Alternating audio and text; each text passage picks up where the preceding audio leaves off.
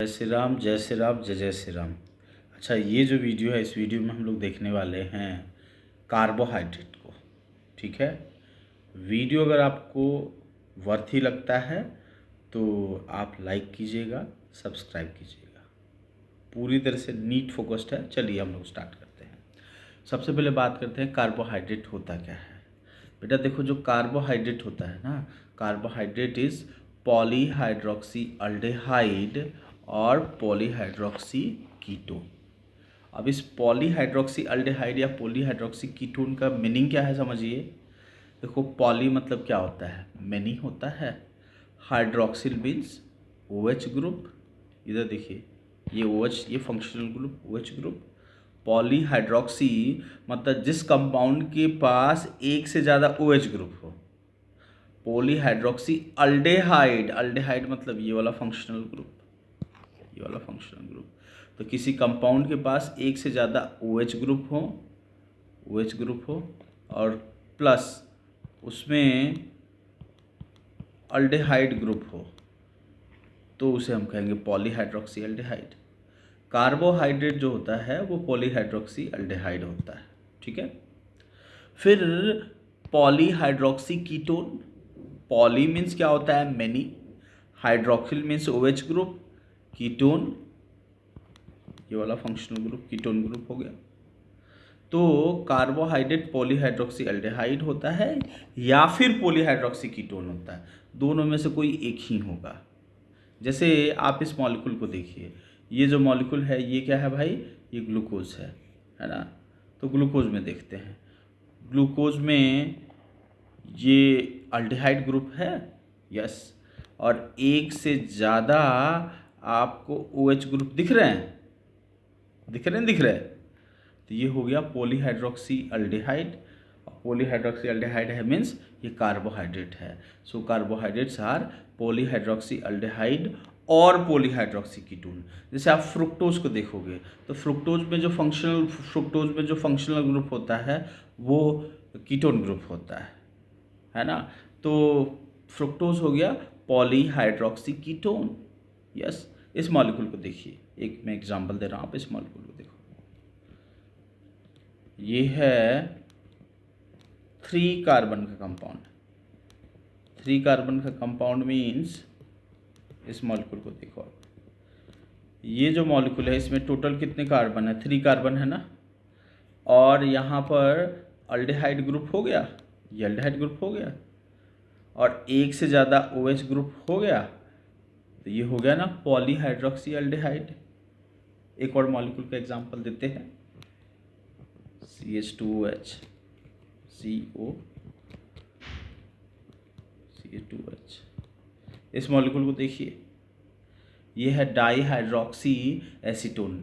Dihydroxy means 2 OH group है उसमें और ये कीटोन फंक्शनल ग्रुप है। इसके पास भी कीटोन फंक्शनल ग्रुप है प्लस एक से ज़्यादा OH ग्रुप हैं, तो ये भी हो गया ना पॉलीहाइड्रोक्सी कीटोन। तो कार्बोहाइड्रेट्स जितने भी होते हैं वो या तो पॉलीहाइड्रोक्सी अल्डेहाइड होंगे या पॉलीहाइड्रोक्सी कीटोन होंगे। आप लोग इतना समझ पा रहे हैं तो हम आगे चलें। ठीक है, चलिए आगे चलते हैं। क्लीन कर दूँ, यस, ठीक है। सो अगर आप कार्बोहाइड्रेट्स के टाइप को देखते हो तो कार्बोहाइड्रेट्स के बच्चे 3 टाइप्स होते हैं, मोनोसेक्राइड, ओलिगोसेक्राइड, पॉलीसेक्राइड। जो मोनोसेक्राइड होता है, जो हमारा मोनोसेक्राइड होता है उसके पास 3 to 7 कार्बन होंगे और मोनोसेक्राइड से छोटा कोई कार्बोहाइड्रेट नहीं होता। So you cannot hydrolyse it in smaller carbohydrate. मतलब समझो, जैसे स्टार्च जो होता है एक बड़ा कार्बोहाइड्रेट होता है ना। तो जब आप उससे तोड़ोगे ना तो बहुत सारे आपको मोनोसेक्राइड मिलेंगे, लेकिन मोनोसेक्राइड को तोड़ने पे कार्बोहाइड्रेट नहीं मिलेगा, कुछ और मिलेगा।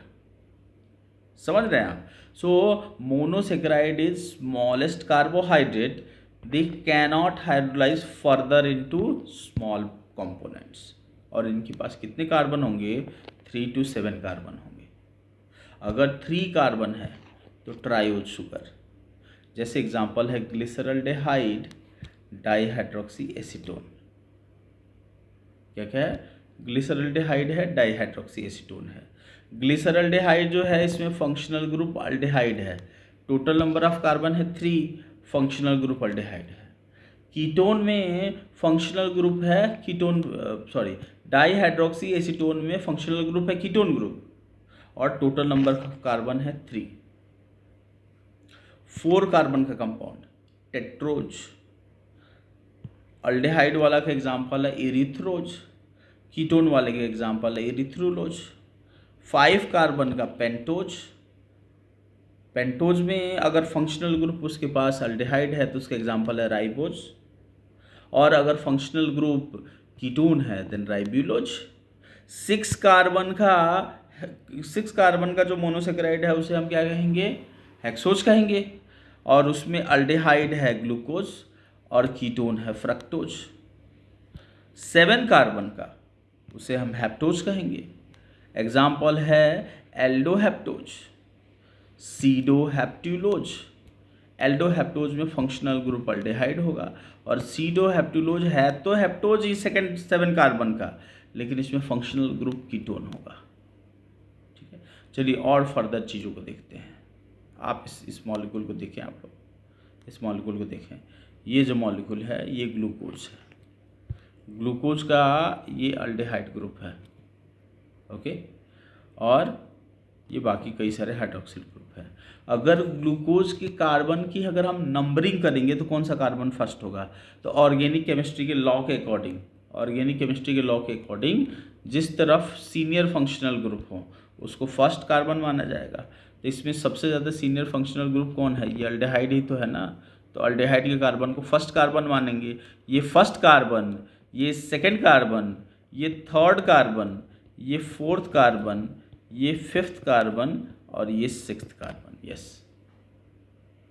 ये है अपना ग्लूकोज का डिफरेंट कार्बन।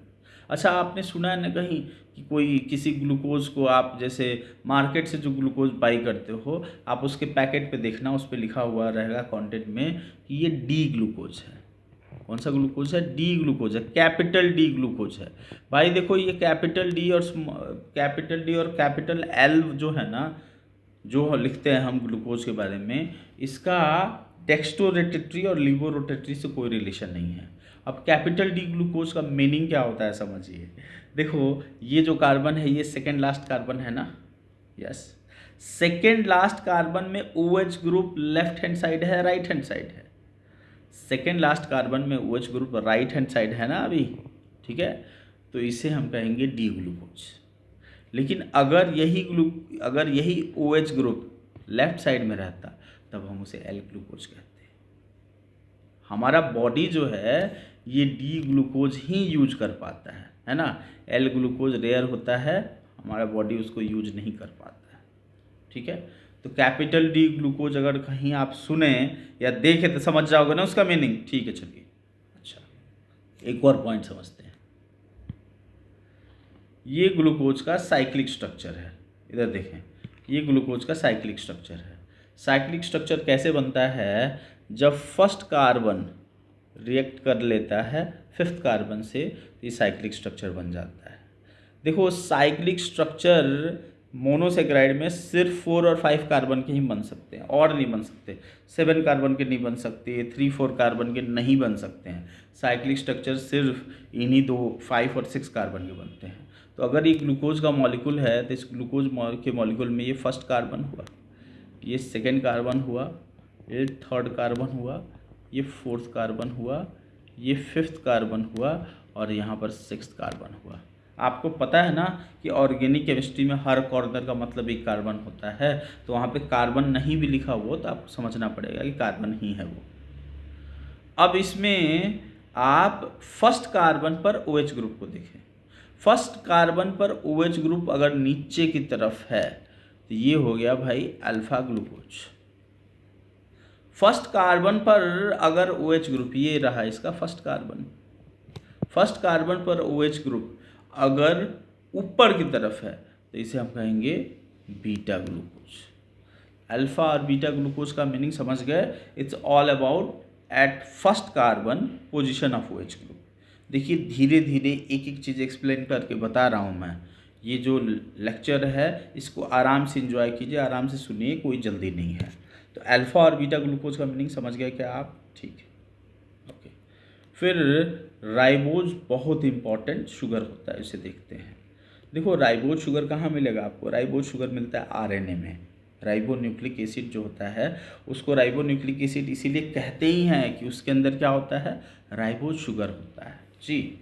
तो जो हमारा राइबोज शुगर होता है, राइबोज शुगर का ये रहा फर्स्ट कार्बन, ये रहा सेकेंड कार्बन, ये रहा third carbon, and this one is fourth carbon, and this one is fifth carbon. Ribose sugar present in RNA, okay.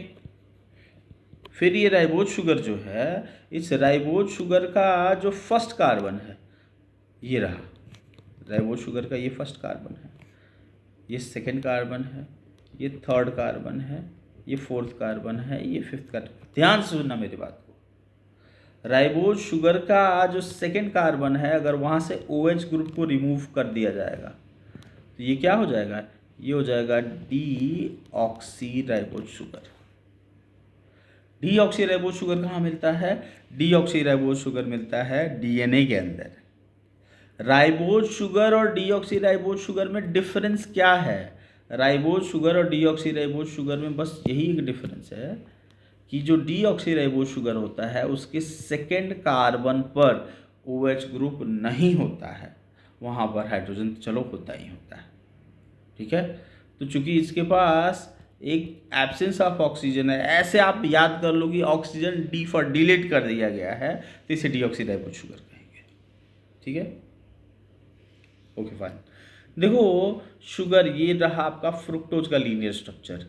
Fructose का ये फर्स्ट कार्बन है, फ्रुक्टोज का ये सेकेंड कार्बन है, फ्रुक्टोज का थर्ड कार्बन है, ये फोर्थ कार्बन है, ये फिफ्थ कार्बन है और ये सिक्स्थ कार्बन है। जो हमारा कीटोन ग्रुप है ये सेकेंड कार्बन पर है ना, ये पॉइंट याद रखना हमेशा। कोई अगर शुगर जिसके पास कीटोन हो फंक्शनल ग्रुप तो उसे हम कहेंगे ये कीटो शुगर है, और जिसके पास फंक्शनल ग्रुप अल्डेहाइड हो तो उसे हम कहेंगे ये एल्डो शुगर है।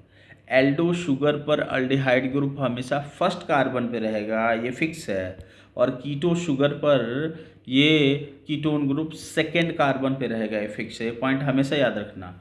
एल्डो शुगर पे फर्स्ट कार्बन पे कौन सा फंक्शनल ग्रुप रहेगा? Aldehyde group. और कीटो शुगर पर सेकेंड कार्बन पर कौन सा फंक्शनल ग्रुप रहेगा?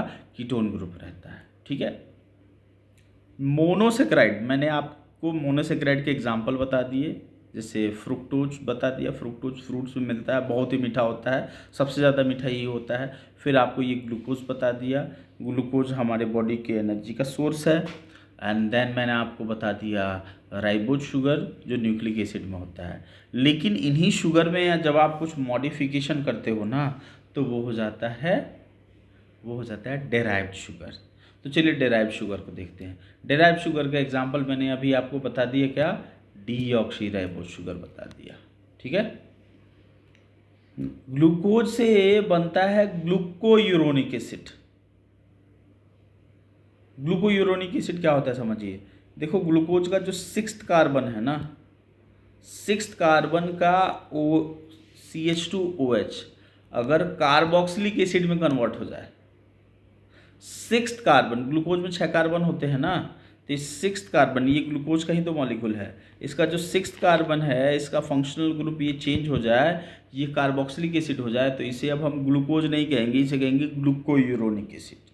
तो ग्लूकोयूरोनिक एसिड डेराइव्ड शुगर का एग्जाम्पल है।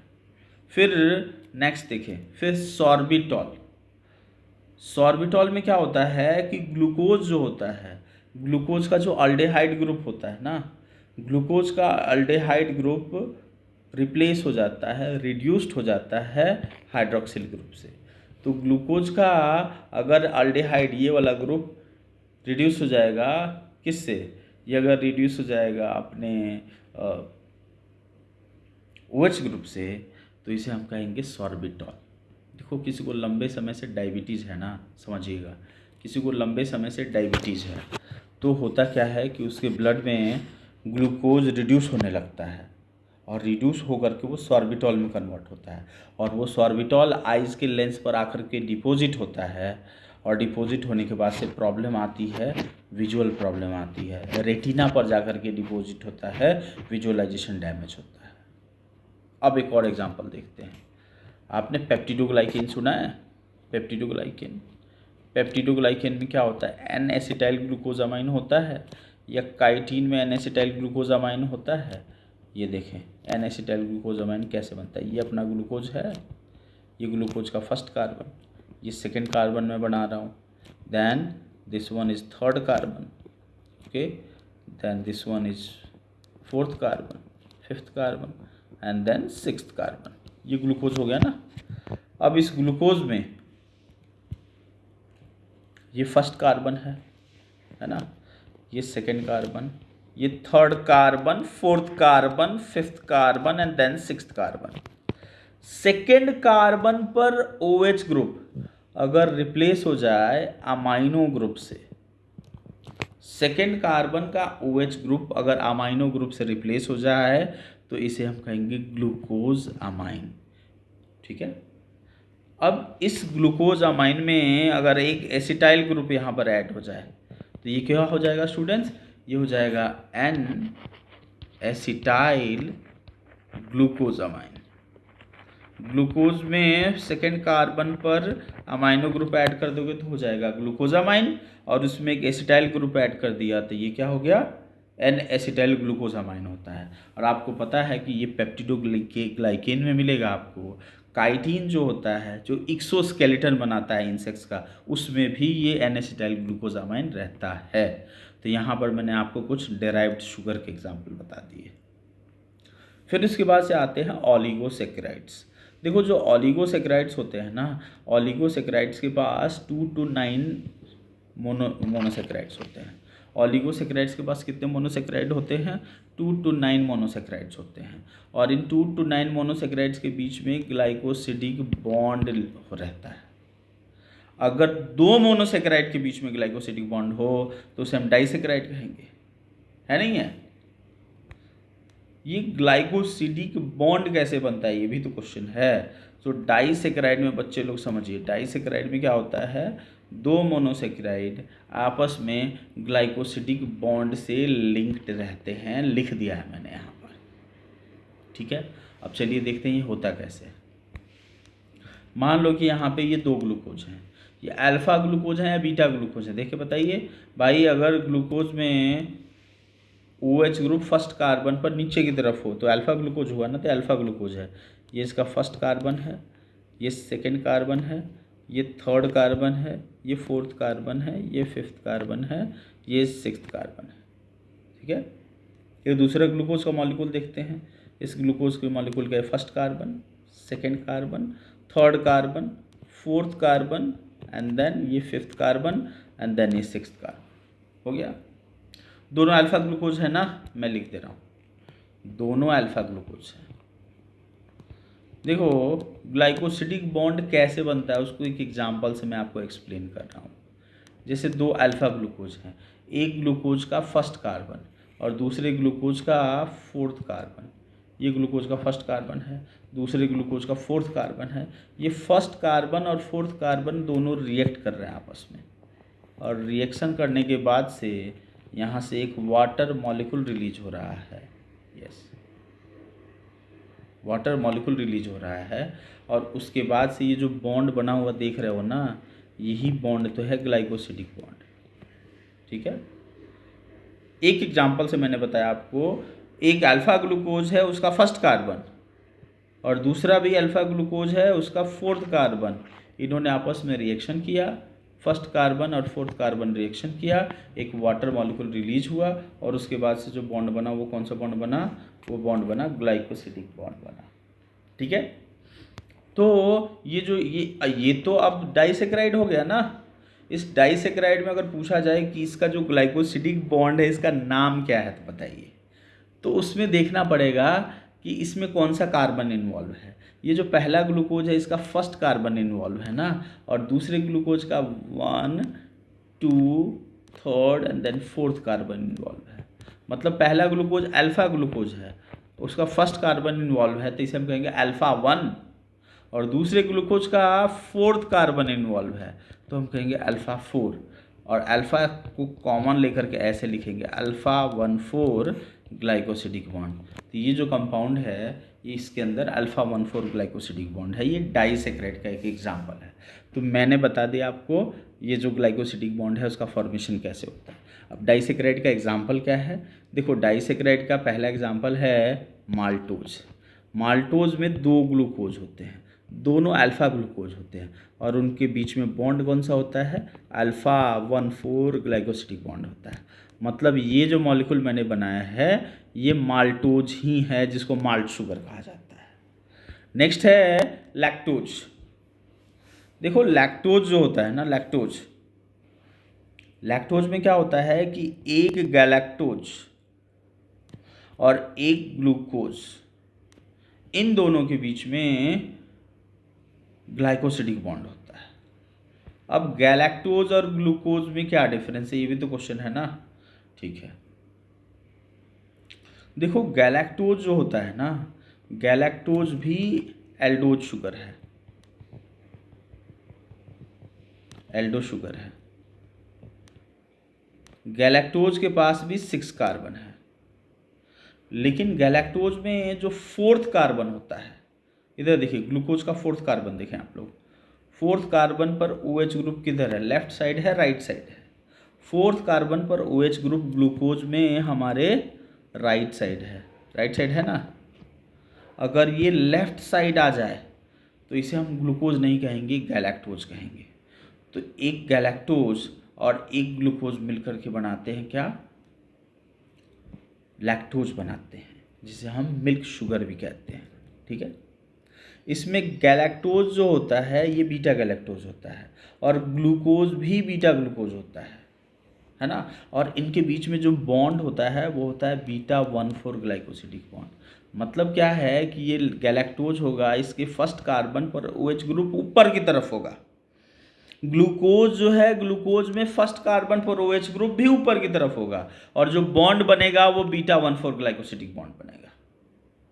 ठीक है, अब एक पॉइंट यहाँ पे ध्यान से सुनना, ये जो हमारा माल्टोज है, माल्टोज में फर्स्ट कार्बन का अल्डेहाइड ग्रुप तो बॉन्ड बना रहा है, फर्स्ट ग्लूकोज का जो फर्स्ट कार्बन है वो तो बॉन्ड बना रहा है। मतलब ग्लूकोज का जो फर्स्ट कार्बन पे तो अल्डेहाइड ग्रुप माना जाता है ना, तो ग्लूकोज का अल्डेहाइड ग्रुप एंगेज है। लेकिन दूसरा ग्लूकोज है, दूसरे ग्लूकोज का क्या अल्डेहाइड ग्रुप यहाँ पे बॉन्ड बना रहा है, नहीं, दूसरे ग्लूकोज का 4th कार्बन बॉन्ड बना रहा है। फर्स्ट कार्बन पर जो अल्डेहाइड ग्रुप माना जाता है वो तो फ्री है। इसका मतलब क्या है कि माल्टोज में एक अल्डेहाइड ग्रुप फ्री है, ये याद रखना पॉइंट।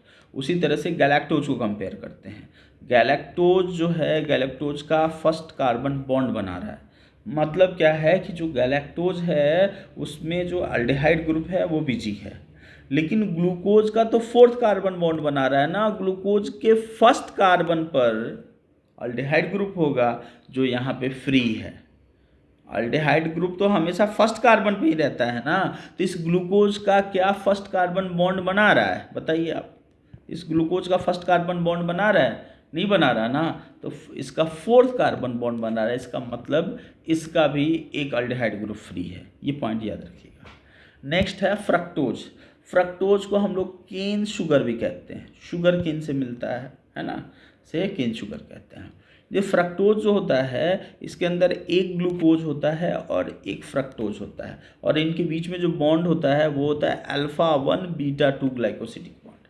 कौन सा bond, alpha 1 beta 2 glycosidic bond होता है। देखो ग्लूकोज जो होता है ना, ग्लूकोज में ये ग्लूकोज जो है अल्फा ग्लूकोज है। अल्फा ग्लूकोज का मतलब क्या होता है, अल्फा ग्लूकोज में इधर देख लीजिए, बताया था मैंने आप लोगों को, अल्फा ग्लूकोज में फर्स्ट कार्बन पर OH ग्रुप नीचे की तरफ होता है ना। तो जो हमारा फ्रक्टोज है, फ्रक्टोज में अल्फा ग्लूकोज होता है। ओके, और ये अल्फा ग्लूकोज जो होता है ये इसका फर्स्ट कार्बन, और दूसरा फ्रक्टोज है तो फ्रक्टोज बीटा फ्रक्टोज होता है, उसका सेकेंड कार्बन पर कौन सा फंक्शनल ग्रुप होगा, यहाँ पर कीटोन ग्रुप होगा ना। ये दोनों मिलकर के बॉन्ड बनाते हैं और वो हो जाता है डाइसैकराइड फ्रक्टोज। फिर से समझिए, इसमें कार्बन कौन कौन सा एंगेज है? इसमें कार्बन एंगेज है ग्लूकोज का फर्स्ट कार्बन जो अल्डिहाइड ग्रुप है, एंड देन फ्रक्टोज का सेकेंड कार्बन, ये कीटोन शुगर है। तो कीटोन शुगर पे मैंने बताया था, कीटोन शुगर पे जो कीटोन ग्रुप होता है वो सेकेंड कार्बन पर होता है ना। तो इसका कीटोन ग्रुप बिजी है बॉन्ड बनाने में और इसका अल्डिहाइड ग्रुप बिजी है बॉन्ड बनाने में। मतलब इनके पास अल्डिहाइड और कीटोन ग्रुप दोनों फ्री नहीं है, ठीक है। लैक्टोज में इस ग्लूकोज का अल्डिहाइड ग्रुप फ्री है, माल्टोज में इस ग्लूकोज का अल्डिहाइड ग्रुप फ्री है, ठीक है। ये पॉइंट सारे याद रखना। तो मैंने आपको टोटल 3 डाइसैकराइड बता दिए। कौन कौन से बताए? एक माल्टोज बताया, दूसरा लैक्टोज बताया और थर्ड बताया फ्रक्टोज बताया, ठीक है। चलिए आगे चलते फिर हम लोग। एक टर्म होता है रिड्यूसिंग शुगर। अच्छा, आप केमिस्ट्री में तो जानते हो ना कि केमिस्ट्री में गेन ऑफ इलेक्ट्रॉन को हम लोग कहते हैं रिडक्शन, लॉस ऑफ इलेक्ट्रॉन को कहते हैं ऑक्सीडेशन। तो रिड्यूसिंग शुगर क्या होता है समझिए। देखो, जो भी शुगर, हमें मतलब नहीं है कौन सा शुगर है, लेकिन जो भी शुगर Cu2+ आयन को Cu+ आयन में कन्वर्ट कर दे रहा है, मतलब इसे वो एक इलेक्ट्रॉन दे दे रहा है और उस इलेक्ट्रॉन से इसका एक नेगेटिव चार्ज न्यूट्रलाइज हो जाए, तो Cu2+ Cu+ में कन्वर्ट हो जाएगा। तो वैसा शुगर जो ये कर दे उसे हम कहेंगे रिड्यूसिंग शुगर, ठीक है। रिड्यूसिंग शुगर क्या होता है स्टूडेंट्स? रिड्यूसिंग शुगर वो शुगर होता है जो Cu2+ आयन को Cu+ आयन में कन्वर्ट कर दे, ठीक है। अब जो रिड्यूसिंग शुगर होते हैं ना, उनके अंदर फ्री अल्डिहाइड या कीटोन ग्रुप होता है। ये रहा अल्डिहाइड ग्रुप, ये रहा कीटोन ग्रुप, दोनों में से एक फ्री होना ही होना चाहिए। अगर नहीं हुआ तो नहीं होगा। तो कौन सा शुगर रिड्यूसिंग शुगर होगा, ये समझते हैं। अच्छा, इन दोनों में अल्डिहाइड और कीटोन ग्रुप में कॉमन आपको क्या दिख रहा है? इनका जो कार्बोनाइल कार्बन जो है, जिस कार्बन से डबल बॉन्ड से ऑक्सीजन लगा हुआ है, ये तो दोनों में कॉमन दिख रहा है ना। ये भी पॉइंट याद रखिएगा। अगर शुगर के पास फ्री कार्बोनाइल ग्रुप हो तो वो रिड्यूसिंग शुगर होता है बच्चे लोग। रिड्यूसिंग शुगर के एग्जाम्पल है ऑल मोनोसेक्राइड। जितने भी मोनोसेक्राइड हैं उनका अल्डिहाइड ग्रुप कोई बॉन्ड थोड़ा ही बना रहा है, उनका कीटोन ग्रुप कोई बॉन्ड थोड़ा ही बना रहा है। So all monosaccharides are reducing sugar. Glucose, galactose, ribose, yes, वो भी रिड्यूसिंग शुगर है। अब डाइसेक्राइड्स की बात करते हैं। लैक्टोज, लैक्टोज में कौन सा बॉन्ड था? β14 ग्लाइकोसिडिक बॉन्ड था, यस, β14 ग्लाइकोसिडिक बॉन्ड था। तो β14 ग्लाइकोसिडिक बॉन्ड जो था गैलेक्टोज और ग्लूकोज के बीच में, लैक्टोज के अंदर, तो उसमें ग्लूकोज का अल्डिहाइड ग्रुप फ्री था, मैंने बताया था आपको, यस। तो इसका मतलब इनके पास अगर अल्डिहाइड ग्रुप फ्री है तो ये भी रिड्यूसिंग शुगर होता है। उसी तरह से माल्टोज भी रिड्यूसिंग शुगर होता है। माल्टोज का भी मैंने दिखाया था कि इनके पास भी जो सेकेंड ग्लूकोज है, सेकेंड ग्लूकोज का फर्स्ट कार्बन फ्री है, मतलब ये क्या है भाई? मतलब ये भी रिड्यूसिंग शुगर है। फाइन। नॉन रिड्यूसिंग शुगर के एग्जांपल बताते हैं। सुक्रोज, त्रिहेलोज। सुक्रोज अभी देखिए मैंने बताया था, सुक्रोज के अंदर अल्फा 1 β2 ग्लाइकोसिडिक बॉन्ड होता है। अब ये ग्लूकोज जो है इसका अल्फा 1 मतलब इसका फर्स्ट कार्बन, और फ्रक्टोज का सेकेंड कार्बन मतलब इसका अल्डिहाइड ग्रुप और इसका कीटोन ग्रुप बॉन्ड बनाने में व्यस्त है। मतलब इसके पास ना तो अल्डिहाइड ग्रुप फ्री है ना कीटोन ग्रुप फ्री है, तो ये हो गया ना non reducing sugar. So fructose is example of non reducing sugar. Non reducing sugar, fructose is example of non reducing sugar. Fine, चलिए नेक्स्ट देखते हैं। सुक्रोज, सुक्रोज तो देख लिया आपने, नॉन रिड्यूसिंग शुगर हो गया। त्रिहेलोज को देखते हैं। त्रिहेलोज भी डाइसेक्राइड होता है और इस त्रिहेलोज के अंदर अल्फा 1 ग्लाइकोसिडिक बॉन्ड होते हैं। मतलब 2 ग्लूकोज हैं और दोनों ग्लूकोज का जो अल्फ़ा वन कार्बन है वो लिंक होकर के इन्होंने अल्फ़ा वन ग्लाइकोसिडिक बॉन्ड बना लिया। तो क्या दोनों ग्लूकोज का अल्डेहाइड ग्रुप फ्री है या बॉन्ड बना लिया? बॉन्ड बना लिया, तो ये भी हो गया ना non reducing sugar. So our 3 halose is non reducing sugar. ठीक है। अच्छा, बेनेडिक्ट टेस्ट जो होता है ना, ये एक टेस्ट होता है जिसमें हम क्या करते हैं, बेनेडिक्ट टेस्ट में हम लोग क्या करते हैं, इसको हम यूज करते हैं पेशेंट जो है, पेशेंट के यूरिन में ग्लाइकोज यूरिया डिटेक्ट करने के लिए।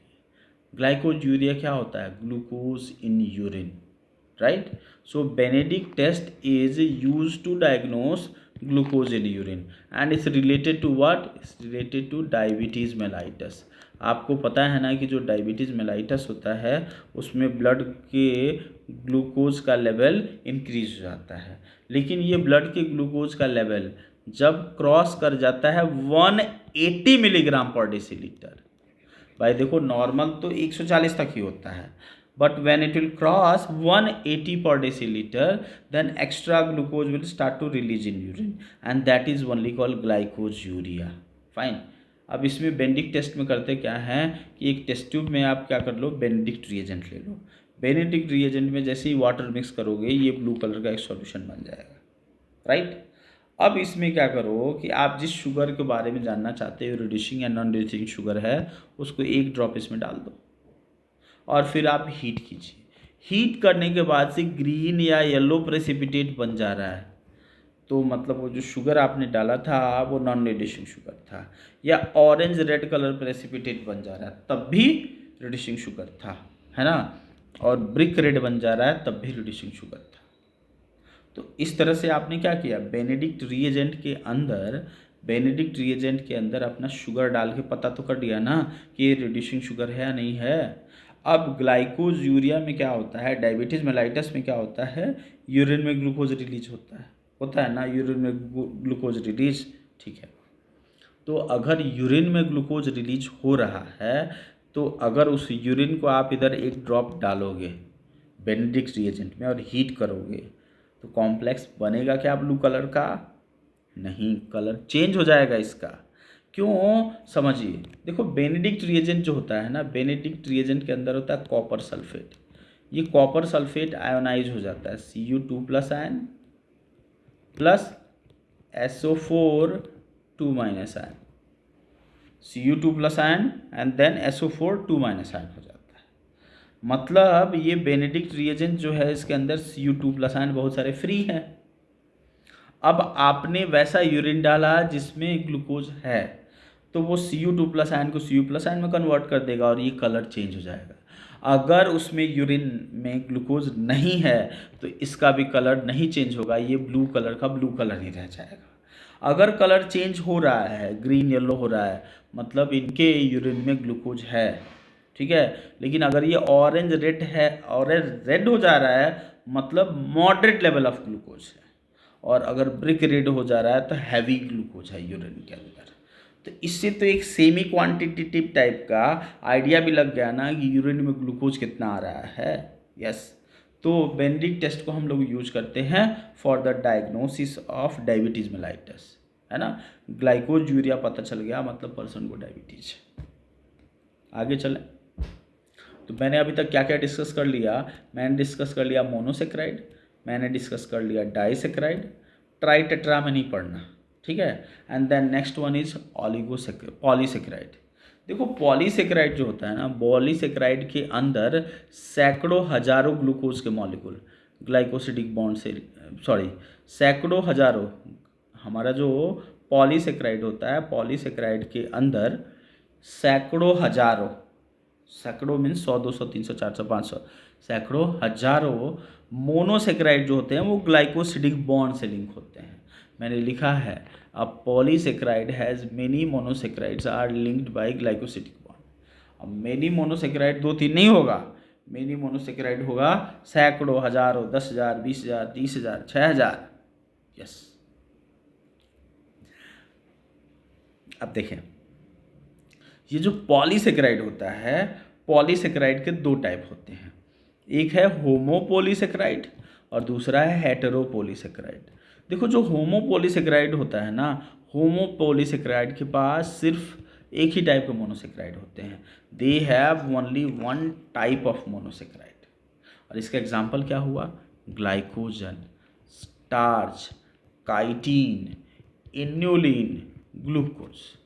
Glycogen, starch, chitin, glycogen, starch, chitin, inulin, glucose. Fine. Glycogen is stored food in animals. Starch is stored food in plant. Chitin form exoskeleton of insect. Inulin is present in root and tuber of Dahlia plant. And then cellulose is present in cell wall of the plants. और इधर क्या है, हेट्रोपोलीसेक्राइड जो होते हैं, they have more than one type of monosaccharide. Heteropolysaccharide has more than one type of monosaccharide. Fine. तो एक से ज़्यादा टाइप के मोनोसेक्राइड होंगे तो इन्हें आप क्या बोलोगे, हेट्रोपोलीसेक्राइड बोलोगे। जैसे peptidoglycan present in cell wall of bacteria, hyaluronic acid present in matrix of bone and cartilage, present in cartilage actually, right. Then heparin जो एंटीकोगुलेंट होता है और अगार होता है। सबसे पहले हम लोग ग्लाइकोजन और स्टार्च को कंपेयर करेंगे, बहुत ज़्यादा सिमिलरिटी है इसमें, इसलिए इनको कंपेयर करना बनता है।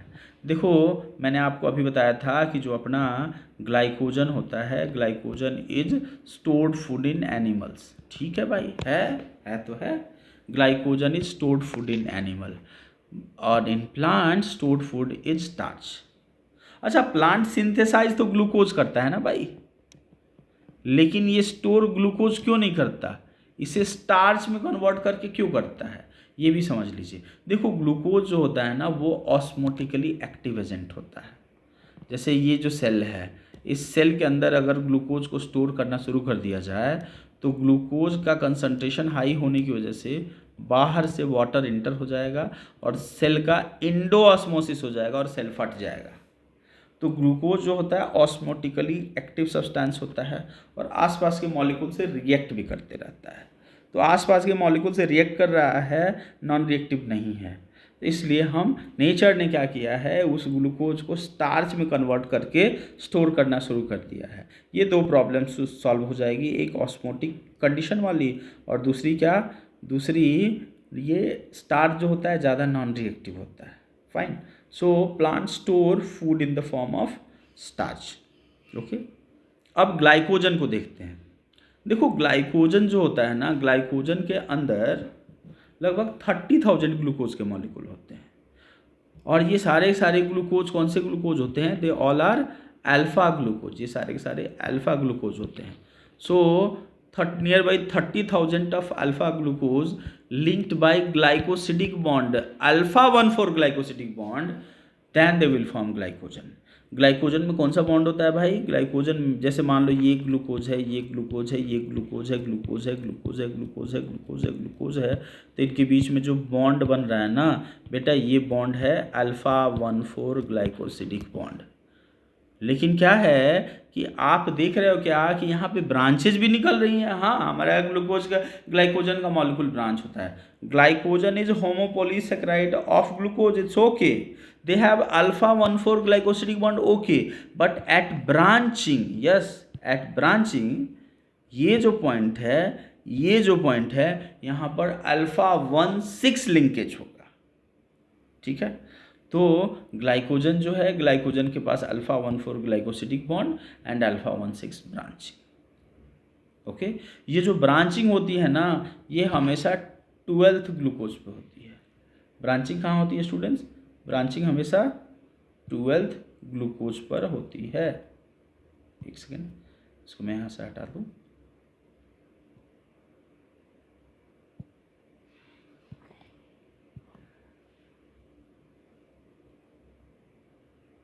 ठीक है, branching at every 12th glucose पे होता है। अच्छा, ये जो हमारा ग्लाइकोजन होता है, ग्लाइकोजन आयोडीन से रिएक्ट करता है ना, तो ये पिंक कलर का कॉम्प्लेक्स बनाता है और चूंकि ग्लाइकोजन हाईली ब्रांच्ड होता है इसलिए नॉन हेलिकल होता है। अब थोड़ा इसको स्टार्च से कंपेयर करते हैं। Glycogen was stored food in animals, starch is stored food in plant. और ये भी अल्फा ग्लूकोज का पॉलीसेक्राइड होता है ना। और इसमें अल्फा 1,4 ग्लाइकोसिडिक बॉन्ड होता है और ब्रांचिंग भी हो सकती है, अल्फा 1,6 ब्रांचिंग भी हो सकती है। एक्चुअली ग्लाइको जो हमारा स्टार्च होता है ना, ये दो मॉलिक्यूल का मिक्सचर होता है, एक अमाइलोज और दूसरा अमाइलोपैक्टिन। जो अमाइलोज होता है वो 20% होता है और अमाइलोपैक्टिन 80% होता है। अमाइलोज जो होता है, अमाइलोज के अंदर अल्फा 1,4 ग्लाइकोसिडिक बॉन्ड होता है बिटवीन टू ग्लूकोज। इसमें ब्रांचिंग नहीं होती है अमाइलोज में, लेकिन अमाइलोपैक्टिन में अल्फा 1,4 ग्लाइकोसिडिक बॉन्ड होता है और अल्फा 1,6 ब्रांचिंग होती है। इसमें ब्रांचिंग नहीं होती है अमाइलोज में, इसलिए हेलिक्स बना देता है। ठीक है, अमाइलोपैक्टिन में अल्फा 1,6 ब्रांचिंग है, इसलिए हेलिक्स नहीं बना पाता है। लेकिन आप थोड़ा सा इसको कंपेयर करो इधर से, यहाँ पर जो हमारा ग्लाइकोजन है उसमें हर 12th ग्लूकोज पे ब्रांचिंग है, लेकिन जो अमाइलोपैक्टिन होता है, अमाइलोपैक्टिन में हर 25 से 30वें ग्लूकोज पे ब्रांचिंग होती है। स्टार्च आयोडीन से रिएक्ट करके ब्लू कलर का कॉम्प्लेक्स बनाता है। ठीक है, एक्चुअली स्टार्च के अंदर ये जो अमाइलोज है, ये अपने हेलिक्स के अंदर आयोडीन के मॉलिक्यूल को ट्रैप कर लेता है और उस ट्रैप करने के बाद से वहाँ पर ब्लू कलर का कॉम्प्लेक्स बनता है। जहाँ हेलिक्स तो है ही नहीं, तो हेलिक्स है नहीं तो ट्रैप नहीं कर पाएगा, ब्लू कलर कॉम्प्लेक्स नहीं बनता है। फाइन, तो ये मैंने आपको कंपेयर करके बताया क्या, ग्लाइकोजन और स्टार्च। ग्लाइकोजन और स्टार्च में किस में ज़्यादा ब्रांचिंग है?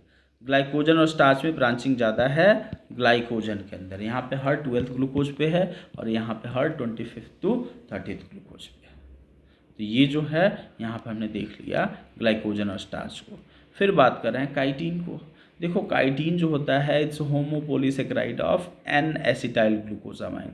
एन एसिटाइल ग्लूकोजामाइन को मैंने बता दिया आपको, ग्लूकोज के सेकेंड कार्बन पर अगर एक अमाइनो ग्रुप हो तो वो हो गया ग्लूकोजामाइन, और उसमें अगर आप एक एसिटाइल ग्रुप ऐड कर दोगे तो हो जाएगा N acetyl glucosamine. This N acetyl glucosamine present in cell wall of fungi, right. Exoskeleton of arthropoda जो होते हैं ना, आर्थ्रोपोडा जो फाइलम होता है, कॉकरोच हो गया, उसका एक्सोस्केलेटन बना होता है किससे? काइटिन का बना हुआ होता है। तो काइटिन भी एक होमोपोलीसेक्राइड है। इन्युलिन थोड़ा इंटरेस्टिंग है, समझिए। देखो इन्युलिन जो होता है, इट्स पॉलीसेक्राइड ऑफ फ्रक्टोज, और ये मिलता कहाँ है? जो डाहलिया फ्लावर होता है ना, उसके रूट में मिल जाएगा आपको, उसके ट्यूबर में मिल जाएगा। So it's a stored polysaccharide. ये जो स्टोर्ड पॉलीसेक्राइड है, it's present in root and tuber of dahlia plant. ठीक है, और इसका एक एक्सीलेंट फंक्शन होता है कि इस use for study of kidney function. अब बोलोगे सर किडनी फंक्शन की स्टडी को कैसे इसको यूज़ करते हैं, समझिए। किडनी का आपका 3 फंक्शन होता है ना, एक होता है फिल्टरेशन, दूसरा होता है रीएब्जॉर्प्शन और थर्ड क्या होता है? सिक्रीशन। जो सब्सटेंस आपका बॉडी नहीं यूज कर सकता वो हमारा बॉडी थ्रो आउट कर देता है। जैसे कोई मेटाबॉलिक वेस्ट हो, कोई ड्रग्स हो, तो वो अपने फंक्शन के बाद से, अपने एक्शन के बाद से they will throw out in urine. उस प्रोसेस को कहते हैं सिक्रीशन। अब देखो ये जो हमारा इन्युलिन होता है ना, इसको हमारा बॉडी मेटाबोलाइज ही नहीं कर सकता है, हमारा बॉडी यूज ही नहीं कर सकता है। तो हमारे बॉडी में अगर आप 10 ग्राम इन्युलिन इंजेक्ट करोगे, 10 ग्राम तो हैवी हो गया, 10 मिलीग्राम इंजेक्ट करोगे तो पूरा का पूरा इन्युलिन 24 घंटे के अंदर यूरिन में चला आएगा। कब? जब किडनी सही से काम करेंगी तब। मतलब वो इन्युलिन सिक्रीट हो जाएगा यूरिन के अंदर, किडनीज अगर नॉर्मल होंगी तो, राइट। और 24 आवर के अंदर वो पूरा का पूरा इन्युलिन बाहर आ जाता है। ठीक है, इन्युलिन हमारा बॉडी यूज नहीं कर सकता, हमारे बॉडी के पास उसका 0 टॉलरेंस होता है। फाइन, इतना समझ रहे हैं आप लोग? तो अगर किसी की किडनी नॉर्मल है तभी तो ये होगा ना। तो इस तरह से इन्युलिन क्लियरेंस टेस्ट हम यूज करते हैं स्टडी करने के लिए कि भाई की किडनी नॉर्मल है कि नहीं है। पर्सन को क्या करते हैं हम लोग? इन्युलिन इंजेक्ट कर देते हैं, और इन्युलिन इंजेक्ट करने के बाद से उनसे बोलते हैं 24 आवर का यूरिन सैंपल लेकर के आइए।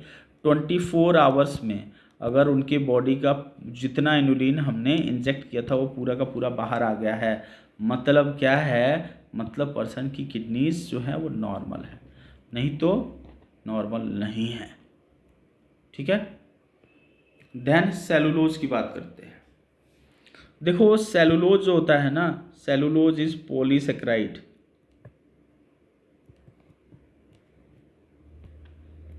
सेलुलोज जो होता है it's a polysaccharide of alpha glucose. Cellulose is polysaccharide of, sorry not alpha glucose, beta glucose. और एक सेलुलोज के मॉलिक्यूल में, सुन लीजिए, एक सेलुलोज के मॉलिक्यूल में 6000 बीटा ग्लूकोज होते हैं, और इनमें जो बॉन्ड होता है वो बीटा 1,4 ग्लाइकोसिडिक बॉन्ड होता है। क्या ब्रांचिंग होती है? अनब्रांच्ड होते हैं। They do not react with iodine. Non helical molecule होते हैं, है ना, ग्लाइकोजन की तरह, they cannot trap iodine. Fine.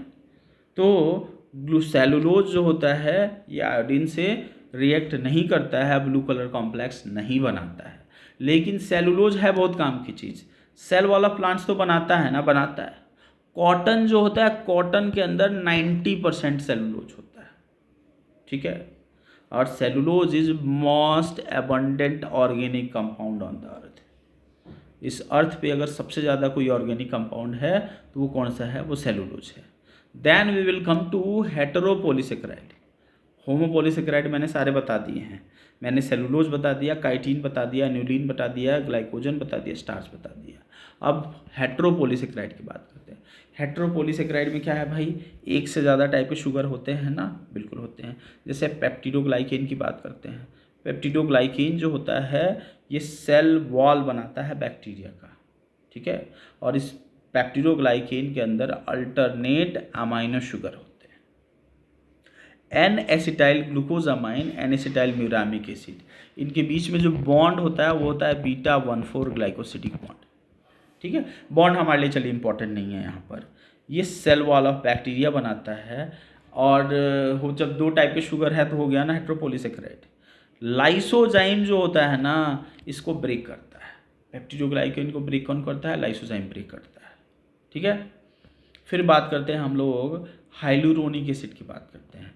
देखो hyaluronic acid will provide toughness and flexibility two cartilage and tendon. इनके अंदर खूब होता है हाइलुरोनिक एसिड। इसको सीमेंटिंग मटेरियल ऑफ बॉडी कहते हैं हाइलुरोनिक एसिड को। और हाइलुरोनिक एसिड के अंदर क्या होता है? N acetyl glucosamine and then D glucuronic acid, दोनों डेराइव्ड शुगर है, मैं बता चुका हूँ उनके बारे में। फाइन। And then agar.